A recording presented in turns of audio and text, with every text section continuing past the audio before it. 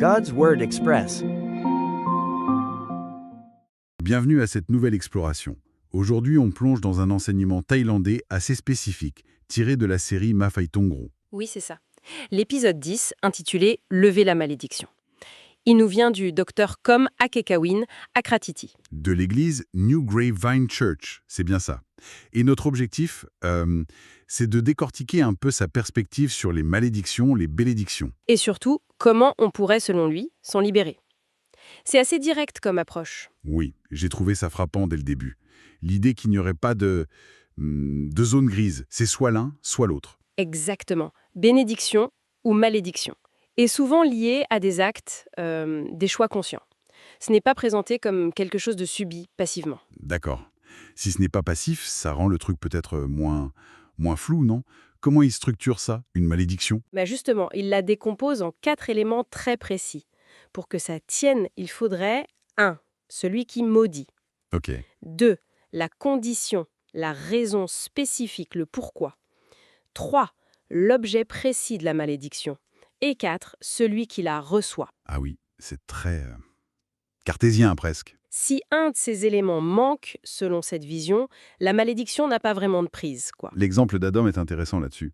Dieu ne maudit pas Adam directement, mais la terre, à cause de son action. C'est ça, à cause du fait qu'il a écouté sa femme plutôt que Dieu. On retrouve bien les composantes. Mhm. Ou dans Galates 3.10, ceux qui s'appuient sur la loi mais ne l'observent pas entièrement, ils sont décrits comme étant sous la malédiction.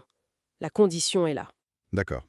Et si les malédictions ont une cause, une structure, quitte des bénédictions, c'est pareil, elles ne sont pas gratuites. C'est un peu l'idée avancée, oui.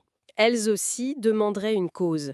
Le mot hébreu barak, pour bénir, apparemment impliquerait une notion d'action, d'honneur rendu.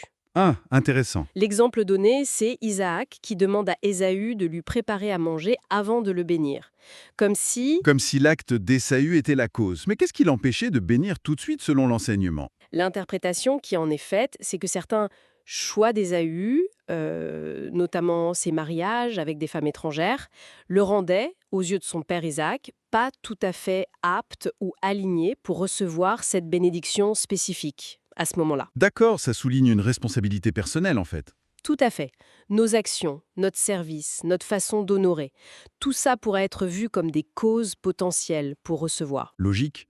Alors, si malédiction et bénédiction sont liées à des causes, comment on défait une malédiction qui est déjà là? Oui. Il propose une méthode, Oui. et l'image utilisée est assez parlante. C'est comme régler une affaire judiciaire. Il faut clore le dossier, en quelque sorte, s'attaquer à la cause racine. Régler le dossier. Et la solution centrale, la bonne nouvelle mise en avant, c'est Galates 3, versets 13-14. Christ nous aurait racheté de la malédiction de la loi. Le prix serait payé. D'accord, le prix est payé. Mais alors, pourquoi insister sur le fait qu'il faut parfois encore activer ce rachat, voire même faire une restitution? Ça semble un peu... Contre-intuitif. Oui, c'est une nuance importante dans cet enseignement. Le rachat est vu comme un droit disponible, mais qu'il faut exercer. Le réclamer activement pour une situation précise. un peu comme... Il faudrait déclarer, au nom de Jésus, l'annulation de telle malédiction identifiée. Ok, je vois l'idée. Et la restitution alors? Ça intervient quand? Pourquoi la déclaration ne suffirait pas toujours? L'idée avancée, c'est que si le problème initial a causé du tort à d'autres personnes, Ah, d'accord. une simple déclaration personnelle pourrait ne pas suffire à clore complètement l'affaire sur tous les plans, notamment relationnel ou même spirituel. La restitution. Comme Zachée qui rembourse au quadruple. Exactement. Ou les exemples que donne l'enseignant où il a dû appeler des gens pour s'excuser. Ça sert à régler la dette morale ou matérielle et ça coupe le fondement légal qui pourrait rester. C'est cohérent avec l'idée de départ. L'action compte. C'est assez pragmatique comme approche. Mais attendez, il y a aussi un point qui m'a surpris. L'idée que les malédictions pourraient avoir une date de fin. Ah oui, ça va un peu à l'encontre de l'image populaire, non? Carrément. On imagine souvent ça comme quelque chose d'éternel. Eh bien, l'enseignement pointe vers Exode 20, verset 5. Pour l'idolâtrie, la conséquence est dite s'étendre sur 3 ou 4 générations seulement. Seulement, pas à l'infini. L'interprétation proposée est que si une génération arrête le péché en question, eh bien le cycle est brisé pour la suite de la lignée. La cause disparaît, donc l'effet s'arrête. Logique, vu comme ça. Oui, et même la parabole du serviteur impitoyable, quand il est dit qu'il est livré au bourreau jusqu'à ce qu'il ait payé toute sa dette, ce jusqu'à suggère bien une fin possible, non? Hmm, effectivement. C'est une perspective différente. Alors, si on résume les étapes clés selon cet enseignement. 1. Comprendre la malédiction, sa cause, sa structure. C'est ça. 2.